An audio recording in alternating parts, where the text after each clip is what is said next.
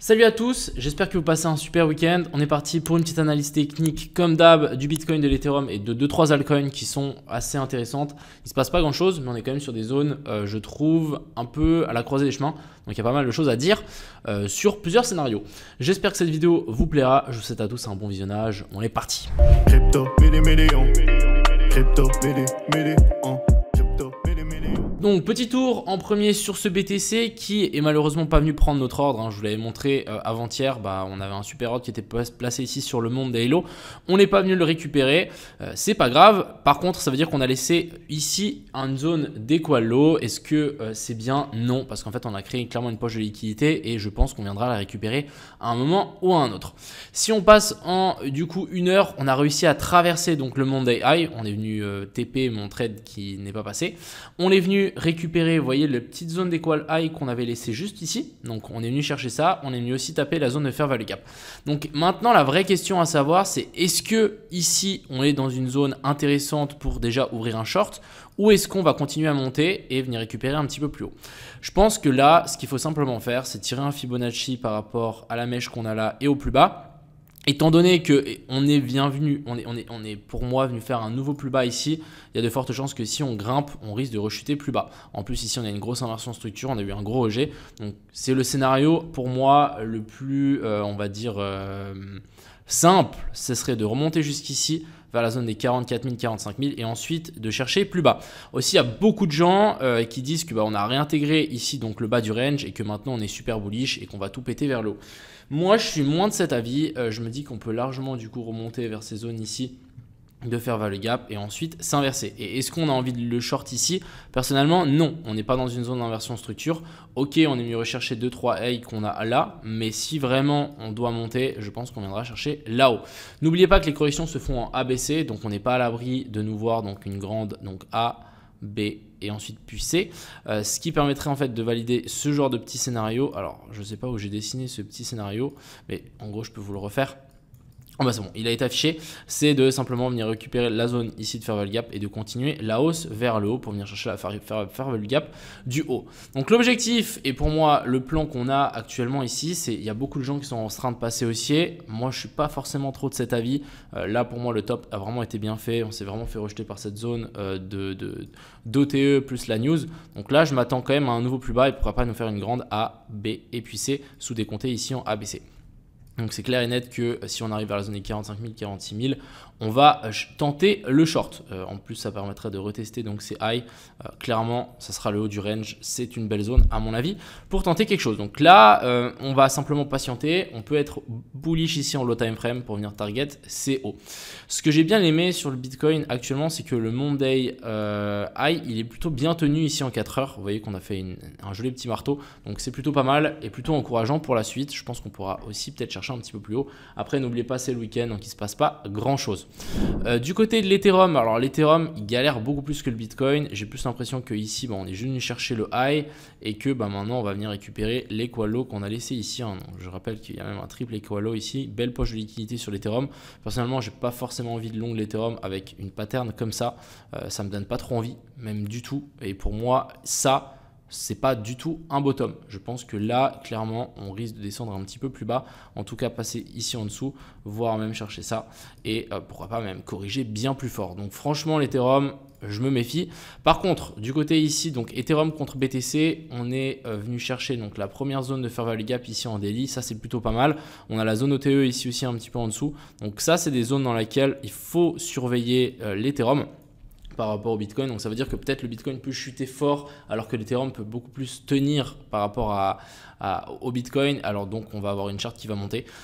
Voilà, après, je ne suis pas non plus genre giga fan d'être descendu d'un coup. Là, je verrais bien un rebond, venir récupérer la zone de fair value gap qu'on a là et ensuite vouloir redescendre un petit peu plus bas, nous faire un truc un peu plus qui prenne du temps en fait. Je veux voir quelque chose qui prenne du temps parce qu'un pump et un dump comme ça, c'est pas ouf. On préfère avoir un dump, qu'on saigne tranquillement et qu'ensuite on reparte vers le haut. Voilà un peu pour du coup l'Ethereum et le BTC. On va passer sur nos petites alts. On a pas mal de choses assez intéressantes à noter. Donc déjà, je voulais checker avec vous le Sand. Le Sand, on est déjà venu chercher la zone des 0,108 de tout le mouvement. Et je voulais aussi simplement vous poser la question, est-ce que pour vous, ça c'est un bottom? Les gens qui répondent oui, non. clairement là on a une poche de liquidité, vous voyez qu'on descend assez violemment, donc on descend en ascenseur, on monte en escalier, clairement on risque de remonter un petit peu plus haut. J'ai vu qu'il y en avait une zone de fair value gap en daily juste au-dessus, pourquoi pas donc venir combler et toucher cette zone de fair value gap ici en daily et ensuite continuer la chute. Même si on est sur la zone 0,68, on n'a pas d'inversion structure, on n'a pas de bottom en formation, donc là clairement on monte tranquille, on risque de se faire rejeter un petit peu plus bas et on risque de descendre plus bas pour le centre. Donc vraiment faites attention et essayez de surveiller ce genre de pattern et éviter non plus de FOMO sur des trucs comme ça. Vous voyez que là on a laissé une poche de liquidité, on en a de nouveau une ici, donc là clairement on a de la liquidité sur la zone des 705 qui est sur la zone des 39 centimes. C'est dans cette zone là qu'on va commencer à le surveiller. Ensuite on a le DYDX.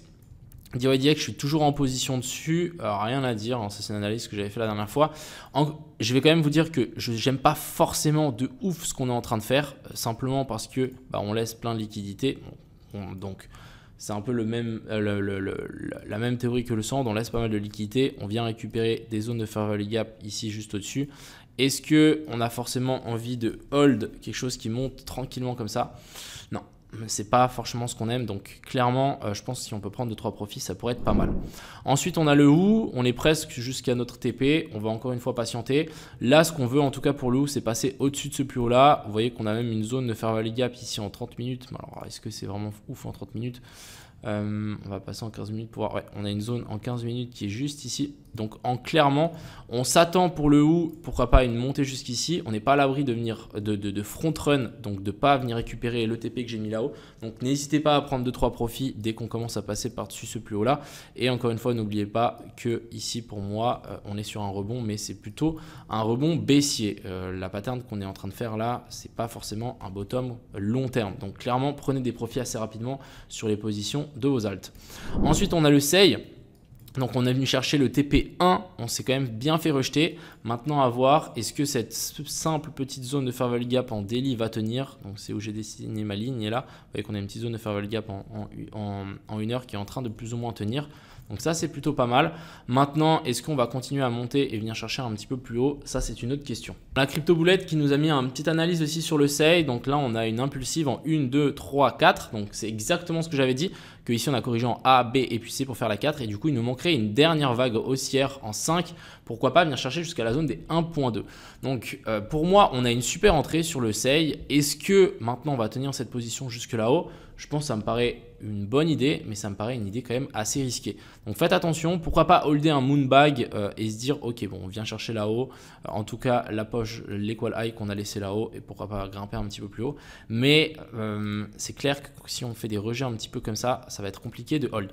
Donc à vous de voir, je pense que ça vaut la peine de pourquoi pas garder un moonbuy sur le SEI et de le laisser monter et pumper tout seul. Mais voilà, je suis pas non plus genre giga fan de cette pattern, racine A, B et puis C, pourquoi pas descendre plus bas et venir récupérer tout ça. Ça c'est aussi largement faisable et du coup nous faire en fait un bottom un petit peu plus long terme, du coup venir récupérer ces lots et ensuite pourquoi pas réintégrer, nous faire un boss et ensuite vouloir repartir. C'est quelque chose qui est aussi faisable, donc si on fait ça, bien évidemment on se ferait rect. Voilà, il faut faire attention quand même je pense, mais il est intéressant. Moi j'aime bien quand on ne sait pas, sinon ce serait trop facile. Et ensuite, alors DYDX je vous en ai parlé, on peut parler aussi un petit peu du APT. Je vous avais dit que j'avais pris une petite position quand même sur le APT parce qu'on était venu récupérer juste la petite zone de fair value gap ici en H1. C'est exactement ce qu'on est en train de faire. Et là, on est juste en train de s'envoler. Donc, à voir jusqu'où on va monter sur le APT. J'ai encore ma petite position dessus. Tant qu'on grimpe, pour le moment comme ça me va. Après, dès qu'on va arriver sur ces plus hauts là, je pense vers ces zones d'order block, etc. Je pense que ça va galérer un petit peu. Donc, zone à surveiller clairement. À voir après, c'est clair et net que le APT, la mèche qu'on est venu récupérer ici et le fait qu'ici on veuille partir, en plus on a une jolie petite correction en A, B et puis C, là je me dis qu'on peut aussi aller assez loin sur le APT. Donc un petit peu comme le SEI, est-ce qu'on le hold, est-ce qu'on le hold pas? N'hésitez pas à prendre quand même 2-3 profits. Après, si vous voulez hold ça à long terme, je pense que c'est aussi une bonne idée. Voilà un petit peu le topo pour aujourd'hui. J'espère que du coup, cette vidéo vous a plu. Je tenais juste aussi à vous dire que le prix du groupe va augmenter lundi, étant donné qu'on est déjà pas mal, on est déjà plus de 100 personnes. Donc, il va augmenter. Il va passer à 50 € par mois. il va pas augmenter pour les gens qui sont déjà inscrits, donc c'est pour ça que ça vaut la peine de s'inscrire assez tôt. Et même toutes les augmentations qu'il va y avoir au fil des semaines à venir, les premiers inscrits ne seront pas concernés. Voilà, j'espère que cette vidéo vous a plu. Je souhaite à tous un excellent week-end. Profitez bien du soleil, de votre famille. J'ai vu qu'en France c'était un peu la merde, donc courage pour tout le monde. Et puis je vous souhaite à tous une excellente fin de journée. C'était Crypto Millions. Ciao.